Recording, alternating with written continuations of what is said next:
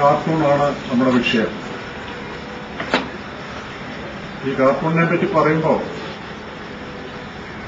മനുഷ്യർക്കൊക്കെ ചിരിക്കാൻ സാധിക്കും, ഒരു പ്രയാസവുമില്ല. പക്ഷെ ചിരിപ്പിക്കുക എന്ന് പറയുന്നത് ഇത്തിരി ബുദ്ധിമുട്ടുള്ള കാര്യമാണ്. അതെല്ലാവർക്കും മറ്റുള്ളവരെ ചിരിപ്പിക്കാൻ പറ്റുകയില്ല. ചിരി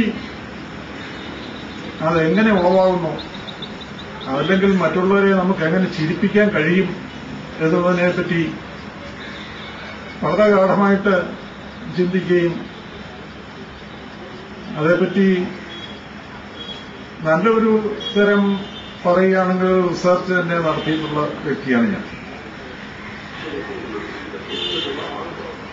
എന്റെ ഗോപനം മോളിയ എന്നുള്ള കാർട്ടൂണിന്റെ 50-ാം വാർഷികമായിരുന്നു ഈ കഴിഞ്ഞ വാർഷികമാണ് ഈ വർഷം. ഞാൻ ആ വാർഷികം പ്രമാണിച്ച് ചില വിദേശ രാജ്യങ്ങളിലൊക്കെ പോയി. അവിടൊക്കെ എന്നോട് ചോദിച്ച ഒരു ചോദ്യം ഇതായിരുന്നു: ഈ 50 വർഷം ഈ 2 കുട്ടികളെ മാത്രം കഥാപാത്രമാക്കിക്കൊണ്ട് എങ്ങനെ നിങ്ങൾക്ക് ഇത്രയും കാലം കാർട്ടൂൺ വരയ്ക്കാൻ കഴിഞ്ഞു എന്നുള്ളതായിരുന്നു ഒരു പ്രധാന ചോദ്യം. എനിക്ക് തന്നെ അത്ഭുതം തോന്നാറുണ്ട്, എങ്ങനെ ഈ 50 കൊല്ലം എനിക്ക് പിടിച്ചിരിക്കാൻ കഴിഞ്ഞു. ചിലപ്പോഴൊക്കെ കാർട്ടൂൺ വരയ്ക്കാൻ ഒരു ആശയം കിട്ടാതെ ബുദ്ധിമുട്ടുമ്പോൾ ഞാൻ എന്നെ തന്നെ പ്രാകും, എന്തിനെ ഇങ്ങനെ ഒരു വൈയാതിരി ഞാൻ ഏറ്റെടുത്തു എന്ന്.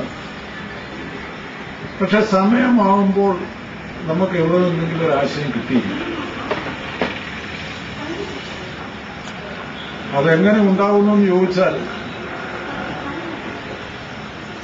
നമുക്കൊരു വിഷയം കിട്ടണം, ഒരു സബ്ജക്ട്. ആ വിഷയം കിട്ടണമെന്നുണ്ടെങ്കിൽ ഒരു മുറിക്കകത്ത് അടച്ചു കൂട്ടിയിരുന്നിട്ട് ഒരു കാർട്ടൂൺ വരച്ചു കളയാം എന്ന് വിചാരിച്ചിട്ട് അടച്ചു കൂട്ടിയിരുന്ന് കാർട്ടൂൺ വരയ്ക്കാൻ ശ്രമിച്ചാൽ നടക്കുകയാണ്. ഉപാസനോടാകുകയില്ലേ എന്ന് പറഞ്ഞപ്പോൾ എഴുതാനാണെങ്കിൽ വലിയ പ്രയാസമൊന്നുമില്ല. ഞാൻ തന്നെ ചിന്തിച്ചിട്ടുണ്ട്, നമ്മൾ കോട്ടയം മെഡിക്കൽ കോളേജിന്റെ വാതിൽ പോയി ഒരു 2 മണിക്കൂർ കഴിഞ്ഞാൽ ഒരു 4 കഥയ്ക്കുള്ള പ്ലോട്ട് കൊണ്ടുവരാം. കാരണം എന്തെല്ലാം സംഭവങ്ങളാണ്, ആത്മഹത്യകളെ, കുട്ടികളെ, വെട്ടിക്കൊലകളെ. അതിന്റെയൊക്കെ പിന്നിൽ ചകഞ്ഞ് ചെല്ലാമെങ്കിൽ നല്ല ഒന്നാന്തരം കഥകൾക്കുള്ള സംഭവങ്ങൾ കിട്ടും.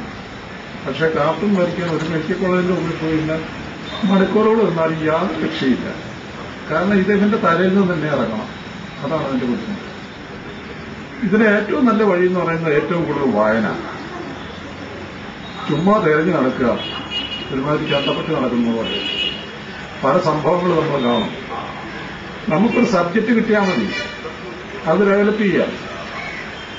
ഞാൻ അടുത്ത കാലത്ത് ഈ കരിസ്മാറ്റിക്കിനെ പറ്റി ഞാൻ വരയ്ക്കാത്ത കാർട്ടൂണുകളില്ല.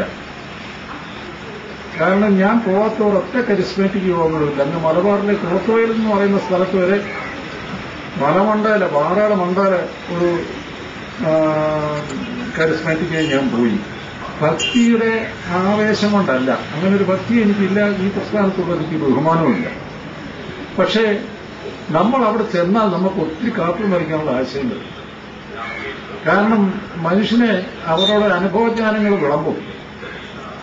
രോഗം വന്നു, എത്രമാത്രം അതിന്റെ ആ ബുദ്ധിമുട്ടോടെ അനുഭവിച്ചു, അവസാനം ഇന്ന കരിസ്മാറ്റിക്കിന് പോയി എന്നൊക്കെ പറഞ്ഞിട്ട് രോഗത്തിന്റെ വർണ്ണനയും കാര്യങ്ങളൊക്കെ വരുമ്പോൾ അതിലെവിടെങ്കിലും വീണ് കിട്ടും നമുക്കൊരാശയം.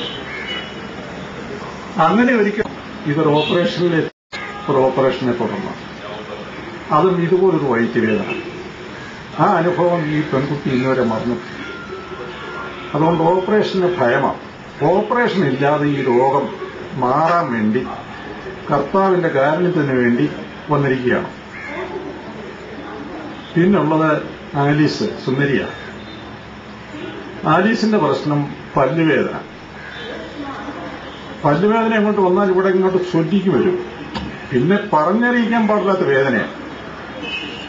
അപ്പൊ അങ്ങനെ വന്നു കഴിയുമ്പം ഡോക്ടറെ പോയി കണ്ടു. ഡോക്ടർ പറഞ്ഞു ഈ പല്ലെടുത്ത് കളയണം, അല്ലാതെ യാതൊരു മാർഗവുമില്ല. ആലീസ് പല്ലെടുപ്പിക്കുകയല്ല. കാരണം ചോര കണ്ട അന്നേരം തല കറങ്ങും. അത് ചിലർക്കുണ്ടാകും, എന്റെ ഒരു മോക്കമുണ്ട്. വായിൽ നിന്നും ചോര തുപ്പിക്കഴിഞ്ഞാൽ ഉടനെ തല കറങ്ങി വീഴുമെന്ന് ആലീസിന് അറിയാം. ആ ഭയം കൊണ്ട് പല്ലെടുപ്പിക്കുകയല്ല. ഞാൻ പറഞ്ഞു, ആലീസേ, ഇത് ഈ ദൈവകൃപയാലും മറ്റും ഇതൊന്നും മാറുകയില്ല. നമ്മളുടെ പങ്ക് നമ്മൾ ചെയ്തേ പറ്റൂ. ദൈവത്തിന്റെ പങ്ക് ബാക്കി. ഈ പല്ല് എടുത്തേ തീരൂ, അല്ലാതെ വേദന മാറുകയില്ല, സ്വെല്ലിങ് മാറുകയില്ല. അതിന് ഞാനൊരു കാര്യം ചെയ്യാം. എൻ്റെ ഒരു അടുത്ത ഒരു സുഹൃത്ത് കോട്ടയത്തൊരു ഡോക്ടറുണ്ട്. അങ്ങനെ ജപ്പാനിൽ പോയി ചില പുതിയ വിദ്യകളൊക്കെ പഠിച്ചിട്ടാണ് വന്നിരിക്കുന്നത്. പല്ല് പറിക്കാൻ വേണ്ടി അദ്ദേഹം ഈ കുത്തിവെക്കുമോ ഞരമ്പ് കെട്ടിക്കുകയോ ഒന്നും ചെയ്യാറില്ല. ചില പ്രധാനപ്പെട്ട തലയുടെ ഈ ഭാഗത്തെ ഞരമ്പുകൾ പിടിച്ചമർത്തി ആ വേദന അമർത്തി പിടിപ്പിച്ചുകൊണ്ട് ഈ പല്ലെടുക്കും അറിയില്ല എന്ന് പറഞ്ഞു. അതുകൊണ്ട് ഇനിയും പല്ലുവേദന വരുമ്പോൾ എന്നെ അറിയില്ല. നമുക്ക് ആ ഡോക്ടറെ കൊണ്ടുപോയി വേദനയില്ലാതെ ചോര വരാതെ നമുക്കിത് ശരിയാക്കി തരാം എന്ന് പറഞ്ഞ് ഞങ്ങളങ്ങ് പിരിഞ്ഞു.